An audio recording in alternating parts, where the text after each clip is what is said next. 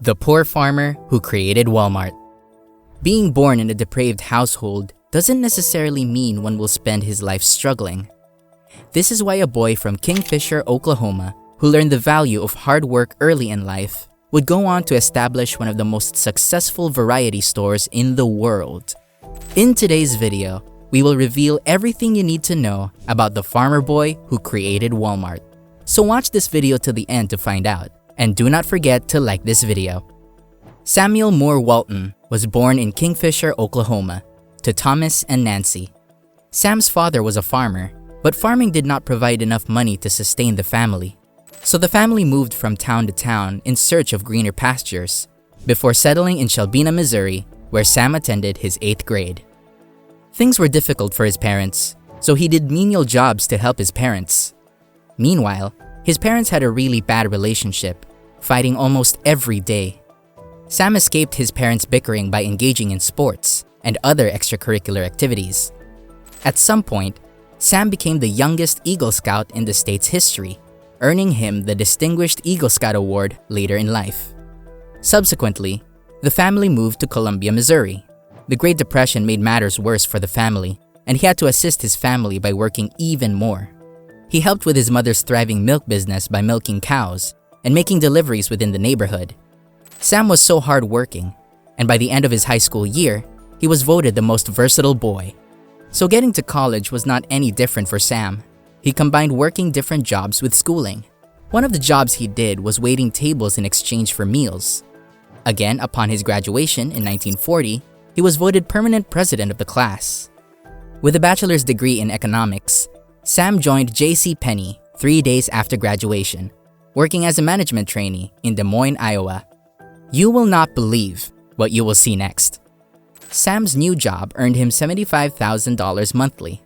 However, his bookkeeping was terrible, which earned him a bad reputation in the company. Sam's boss was so livid at some point that he told him he had no future in the retail business, threatening to fire him. On the other hand, he was good with sales, which made him an extra $25 per month. Meanwhile, when World War II broke out, Sam resigned from his job at Penny to join the army, where he was selected to work with the Military Intelligence Corps due to his perceived leadership skill. Sam rose to the rank of a captain and was positioned in Oklahoma in 1942, where he met Helen Robson, a lady he would marry in 1943. When the war ended in 1945, Sam already had a family he needed to support, so he ventured into starting his own retail business at 26. With the help of a $20,000 loan from his father-in-law and the $5,000 he had saved during his time in the army, Sam bought a Ben Franklin variety store in Newport, Arkansas. Because there were far too many stores offering similar services with Sam, he struggled with making profits. On that note, he studied and applied all important retail rules while he neglected some. Doing that worked for Sam. He recorded sales far more impressive than anyone has made, regardless of the obstacles he had to deal with. How he made his profit was simple. He bought his merchandise at a cheaper rate and sold them at a price below the general price. He solely made his profit on volume rather than capitalizing on margin.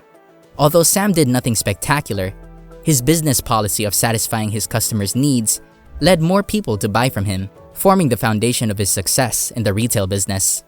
Meanwhile, the Butler brothers, who owned the shop Sam leased, were unhappy he was getting his merchandise from somewhere else.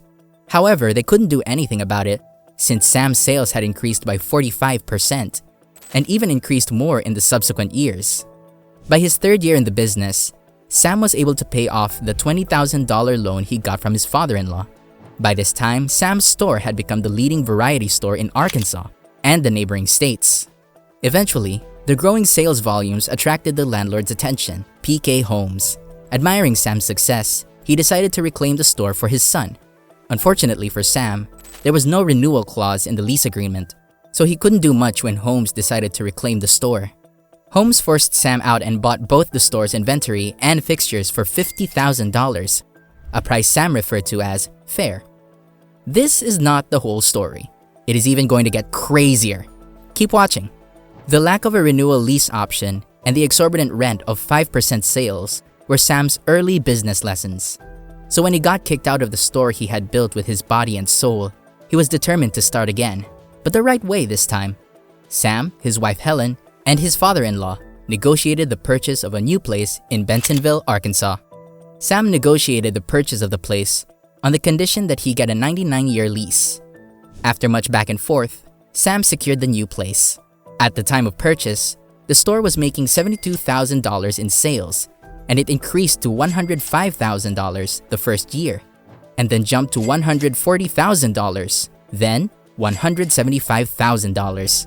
After opening the new store, people had expected Sam's new store would close in a matter of months. However, Sam proved them wrong with his consistently low price, a quality the other two variety stores in the town lacked. Subsequently, Sam included self-service in his operation. This meant that customers could walk into the store, pick out items, and then pay at the entrance. This new pattern increased his sales and equally improved his income in less than a year. Growing at an astonishing rate, Sam had enough money to expand his business.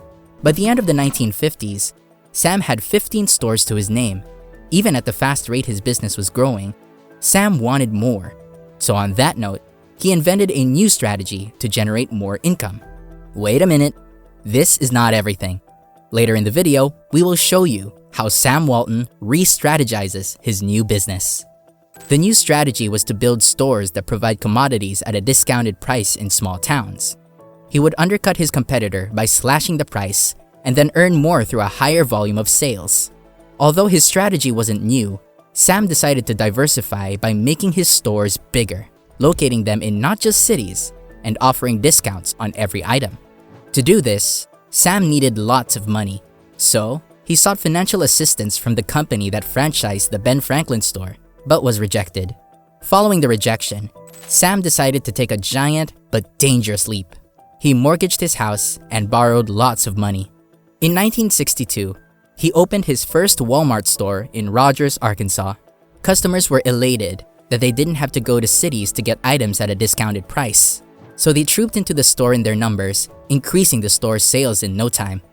Moving forward, Sam continued improving not just sales, but the physical features of the store. He replaced the wooden shelf with metal shelves and kept his stores open for longer hours than his competitors. By 1969, Sam had funded the expansion of his business through profit and borrowing. In 1970, Sam took the company public, but Sam and his family still hold 61% ownership of the store. The money generated was used to pay off the debt he had accrued. By the 1980s, Wal-Mart had a total of 270 stores, and the numbers kept growing with each passing year. Sam credited the recorded success not to the low prices he offered alone, but to his close associate, who he believed worked to achieve the impressive feat recorded. As years went by, a huge profit was recorded by both Sam and the investors. An investor who bought $1,650 shares in 1970 revealed his shares rose over $700,000 by 1987. In 1983, Sam launched a wholesale club solely for people who wished to buy goods in bulk. Meanwhile, Sam had his share of criticisms from people who believed he constantly put small stores out of business. On Sunday, April 5, 1992, Sam died of blood cancer, and until his death, Wal-Mart made annual sales of nearly $50 billion with over 1,000 Wal-Mart stores. Today, Wal-Mart boasts over 10,000 stores and makes revenue of $500 billion each year. Do not forget to like this video and subscribe to this channel for similar videos.